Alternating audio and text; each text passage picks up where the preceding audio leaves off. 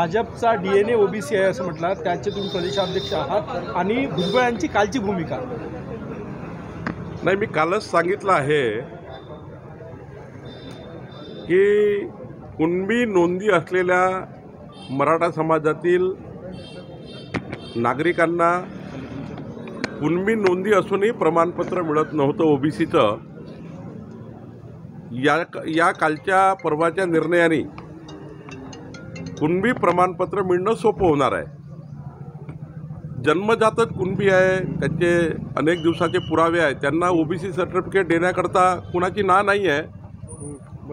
आणि त्यामुळं मराठा समाजाला वेगळं आरक्षण देण्याचा निर्णय राज्य सरकार करतच आहे. देवेंद्रजींनी केला होता. महाविकास आघाडीच्या नतद्रष्टपणामुळे मराठा आरक्षण गेलं. आता पुन्हा एकदा एकनाथ शिंदेजी आणि हे सरकार मराठा आरक्षण देत आहे.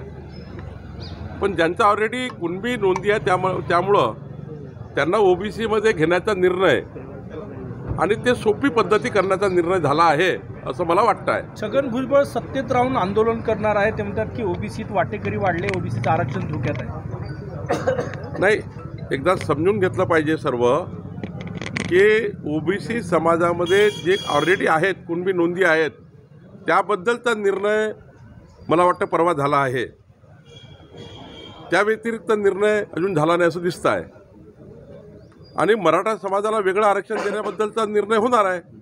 ओबीसी आरक्षणाबाबत भाजपची काय भूमिका आहे, तुम्ही प्रदेशाध्यक्ष म्हणून काय स्पष्ट कराल? कारण की ओबीसी नेत्यांमध्ये कार्यकर्त्यांमध्ये धाकधूक आहे.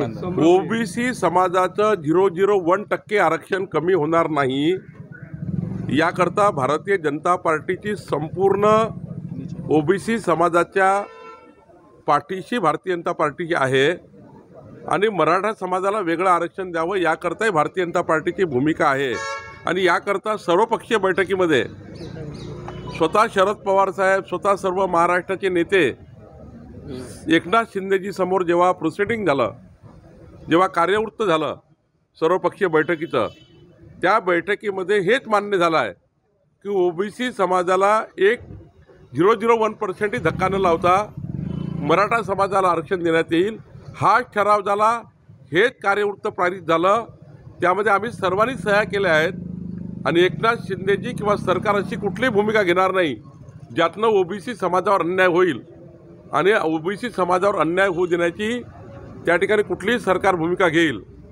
भारतीय जनता पार्टी नेहमीच ओबीसीचं पूर्ण आरक्षण टिकवणे, ते राजकीय आरक्षण टिकवणे, सामाजिक आरक्षण टिकवणे, शैक्षणिक आरक्षण टिकवणे, ओबीसींच्या सवलती देणे, ओबीसी मंत्रालयाचं निर्माण करणे, या साऱ्या बाबी देवेंद्र फडणवीस साहेबांनी केल्या आहेत.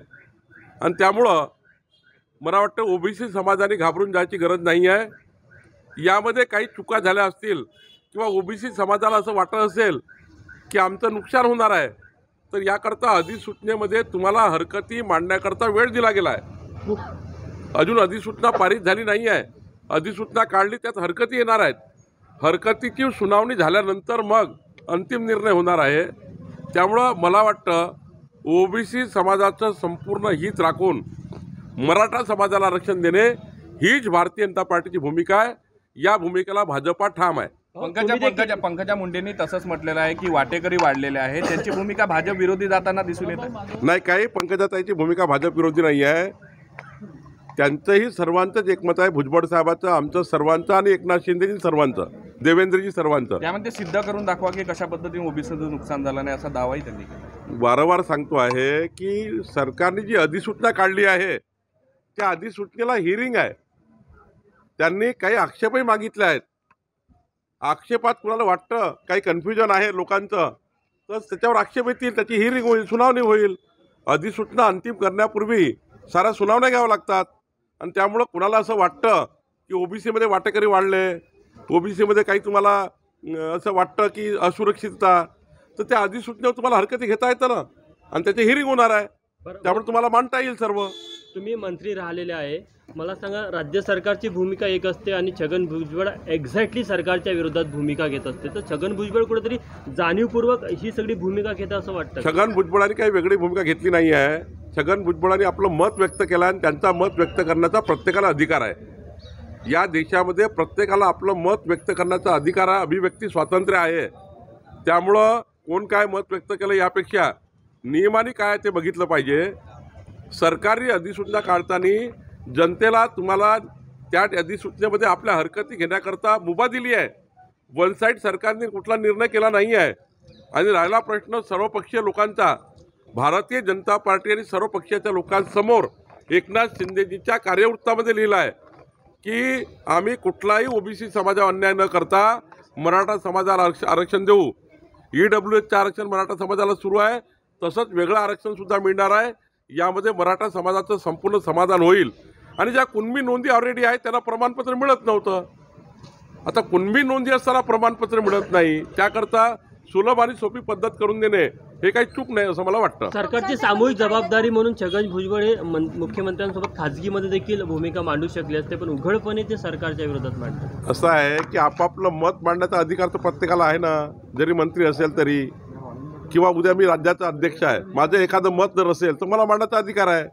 पण एकदा मुख्यमंत्री आणि माननीय छगन भुजबळ साहेब बसतील आणि योग्य त्या ठिकाणी जे काही त्यांचं कन्फ्युजन आहे ते दूर करतील.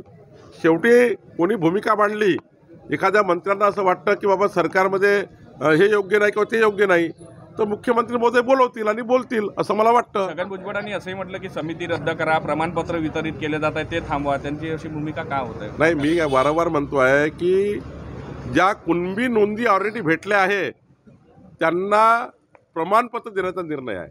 आता कुणबी नोंदी आहे त्याबद्दलचा काही वाद राहू शकत नाही ना. कोणी थांबवलं तरी थांबू शकणार नाही. कोर्टाचे आदेश आहे की ज्यांच्या नोंदी आहे त्यांना प्रमाणपत्र द्यावं लागेल. ज्यांच्या नोंदी नाही त्याबद्दल मराठा आरक्षण येणार आहे. सरळ सरळ स्पष्ट अर्थ आहे. त्यामुळं ओबीसी समाजाला त्या ठिकाणी कोणतंही अडचण होणार नाही. याकरता जबाबदारी आमची आहे, ती आम्ही जबाबदारी योग्य पद्धतीने पारित पाडू. पक्षांतर्गत कायद्याचा पुनर्विचार करणारी एक समिती स्थापन करण्यात आली, त्याच्यावरती राहुल नार्वेकरांची नियुक्ती करण्यात आली अध्यक्ष म्हणून. याला संजय राऊतांनी म्हटलंय की फ्रॉड आहे, हा त्यांच्या अध्यक्षपदी नियुक्ती करण्यात आली. शिवसेना नेत्यांनी विरोध केला. असं आहे की उद्धव ठाकरेच्या मनाला एक निर्णय, म्हणजे त्यांना ही अपेक्षा होती का उद्धव ठाकरेंनी निकाल लिहून द्यायचा आणि राहुल नार्वेकरांनी वाचायचा, असा त्यांचा सूर होता. त्यांना असं वाटलं आपल्या मनाने जे वाटतं तो निकाल आला पाहिजे. पण राहुल नार्वेकरांनी जो निकाल दिला आहे, आमच्या अध्यक्ष महोदयांनी जो निकाल दिला आहे, तो निकाल हा विधिमंडळाची परंपरा, आत्तापर्यंत विधिमंडळाचं कामकाज, विधिमंडळाच्या परंपरा आणि नियमात जे आहेत, सुप्रीम कोर्ट आणि इलेक्शन कमिशनने जे म्हटलं आहे, आतापर्यंतचे दाखले सर्व देऊन त्यांनी निकाल दिला आहे. एखादी गोष्ट जेव्हा आपल्या विरुद्ध गेली आहे, त्या विरुद्ध गेल्यामुळे त्यांना सर्व लोक चुकीचे दिसतात. राहुल नार्वेकर अत्यंत प्रामाणिक आणि अत्यंत कर्तव्यनिष्ठ, योग्य पद्धतीने कायदेतज्ञ असा व्यक्तिमत्व आहे. त्यामुळे त्यांची झालेली निवड योग्यच आहे. अशा व्यक्तीचीच निवड व्हावी, कारण महाराष्ट्रामध्ये असे फार कमी लोक आहेत जे या विषयामध्ये काम करू शकतात. त्यात नार्वेकर आहे. इम्तियाज जलील यांनी काल सावरकरांचा अपमान केलेला, सावरकरांना पळपुट असल्याचं म्हणतात. मताच्या राजकारणाकरता लोक किती खाली जातात, खरं तर या विषयाची तक्रार आम्ही करणार आहोत सरकारकडे. एककडे उद्धव ठाकरे आणि त्यांचे सवंगडी महाविकास आघाडीचे लोक स्वातंत्र्यवीर सावरकरांचा अपमान करतात. उद्धव ठाकरे मुख्यमंत्री असताना अनेक वेळा स्वातंत्र्यवीर सावरकरांचा अपमान झाला, यात इम्तियाज जलीलनी केला, पुन्हा अपमान करण्याचा प्रयत्न करतात आहे. आणि त्यामुळे याची योग्य तक्रार आम्ही योग्य ठिकाणी करणार आहोत आणि यावर योग्य सरकार कारवाई करेल. स्वातंत्र्यवीराचा अपमान करणे या देशाला आणि महाराष्ट्राची परंपरा नाही आहे. पण काही लोक या महाराष्ट्रामध्ये जातीयवाद, तणाव निर्माण करण्याचा प्रयत्न करतायत, याची आम्ही तक्रार करणार आहोत. लोकसभा निवडणुकीची तयारी नेमकी कशी सुरू आहे? भाजपची, महायुतीची काय सांगणार? महाराष्ट्रामध्ये भारतीय जनता पार्टी आणि महायुतीच्या 11 पक्षांचा आता जिल्हावाईज मेळावे झाले आहेत. आता विभागीय मेळावे होणार आहेत. महायुती भक्कमपणे काम करतायत आणि मला वाटतं की योग्य पद्धतीने लवकरच त्या ठिकाणी जागेचं वाटप होईल. आणि भारतीय जनता पार्टी म्हणून जर विचार केला तर 48 लोकसभेमध्ये भारतीय जनता पार्टी आपल्या उमेदवारांना, महायुतीच्या उमेदवारांना पूर्ण ताकद देण्याकरता काम करत आहे. 32,000 सुपर वॉरियर्स आमचे प्रत्येक 2-2, 3-3 बूथवर 51% मतं घेण्याकरता आम्ही नेमले आहे आणि आमचे सुपर वॉरियर हे या ठिकाणी काम करणार आहे. आम्ही 4 तारखेपासून 11 तारखेपर्यंत महाराष्ट्राच्या 50,000 युनिटमध्ये गाव चलो अभियान करणार आहोत. माननीय देवेंद्रजी पारडसिंगाला गाव चलो अभियान करणार आहे. माननीय नितीन गडकरीजी धापेवाड्यामध्ये गाव चलो अभियान करणार आहेत. महाराष्ट्रातले सर्व केंद्रीय मंत्री, आमदार, खासदार हे सर्व गावामध्ये मुक्कामी 24 तासाकरता जाणार आहेत आणि 50,000 युनिटमध्ये भाजपाचे 50,000 नेते, कार्यकर्ते, प्रवासी कार्यकर्ते, त्या सर्व आमदार, खासदार हे गाव चलो अभियानाच्या माध्यमातून संघटनात्मक पूर्ण बांधणी करणार आणि यामधनं जो उमेदवार लोकसभेचा राहील त्याला 51% मतं भेटण्याकरता भारतीय जनता पार्टी आता 4 तारखेपासून 11 पर्यंत गाव चलो अभियान करते आहे. रामटेक लोकसभा भाजपला मिळावी म्हणून काही स्थानिक कार्यकर्त्यांनी तुमच्याकडे मागणी केली. आता मागणी प्रत्येक ठिकाणी वेगवेगळी आहे. ज्या ज्या ठिकाणी मागणी आली आहे, काही ठिकाणी भाजपकडे शिवसेनेला द्या, शिवसेनेची भाजपला द्या, दोघांची राष्ट्रवादीला द्या, राष्ट्रवादीची शिवसेनेला द्या, अशा स्थानिक मागण्या येतात. त्यावर केंद्रीय पार्लमेंटरी बोर्ड जो काही निर्णय घेईल त्या निर्णयावर अंतिम होईल असं मला वाटतं. विभागनिहाय प्रतिनिधित्व मिळावं शिंदे गट आणि अजित पवार गटांची मागणी आहे, त्यावर विचार होत आहे का? हा काही डायस नाही आहे. मीडिया काही डायस आहे काय आता? आणि मी उत्तर दिल्याने काय होणार आहे? आमचे हे तीनही नेते यांच्या समन्वयाने केंद्रीय पार्लमेंटरी बोर्ड जे ठरवेल, ज्या जागा ज्याला मिळतील, आमचं लक्ष आहे की महाराष्ट्रातनं मोदीजींच्या नेतृत्वावर शिक्कामोर्तब जे जनता करणार आहे, जे प्रतिबिंब उमटणार आहे लोकसभेच्या माध्यमातून, मोदीजींनी जो आत्मनिर्भर भारताचा संकल्प केला, मोदीजींची गॅरंटी आहे, मोदीजींनी या देशाला गॅरंटी दिली आहे, मोदीजी जो 2024ला मॅन्युफॅक्चर देणार आहे, जाहीरनामा देणार आहे, त्या जाहीरनाम्याकरता जनतेला आव्हान केलं आहे की 21व्या शतकातला भारत कसा असावा. मोदीजींनी ज्या पद्धतीने 21व्या शतकातला अमृत काळातला भारत जगातला सर्वोत्तम भारत करण्याचा संकल्प केला, त्या संकल्पाला महाराष्ट्र साथ देणार आहे, महाराष्ट्राची जनता साथ देणार आहे. महाराष्ट्राची जनता लोकसभेच्या निवडणुकीमध्ये महाविकास आघाडीची त्या ठिकाणी दारात दान उडणार आहे. मोदीजींचं वादळ जसं जसं महाराष्ट्रात येईल तसं तसं महाविकास आघाडीचं पानिपत होणार आहे. आणि त्यामुळे आपण बघितलं असाल देशामध्ये आता काय परिस्थिती निर्माण झाली आहे. इंडिया आघाडीची अशी परिस्थिती आहे, एक दिल के तुकडे हुए हजार, कोई कहा गिरा और कोई कहा गिरा, ही परिस्थिती एनडीएची झालेली आहे, याची आपल्या इंडिया आघाडीची झालेली आहे.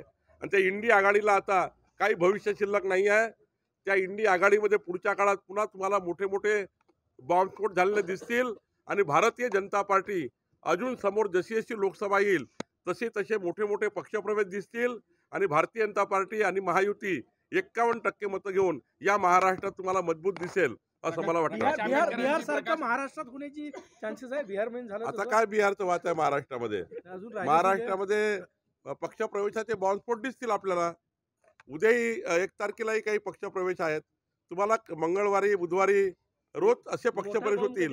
एकदम मोठा नाही ते तर जशी जशी लोकसभा येईल तसतसे आपल्याला मीडियाला पहिले कळेल, त्याची काळजी करू नका. प्रकाश आंबेडकरांनी मुख्यमंत्र्यांचं कौतुक केलं आहे स्ट्रॉंग मराठा लीडर म्हणून, त्यामुळे कुठेतरी ठाकरे गटाची चिंता वाढलेली आहे, महाविकास आघाडीची चिंता वाढलेली. प्रकाश आंबेडकरजींनी माननीय मुख्यमंत्र्यांचं कौतुक करणे म्हणजे या महाराष्ट्राचं सरकार चांगलं काम करते आहे असं सर्टिफिकेट आहे.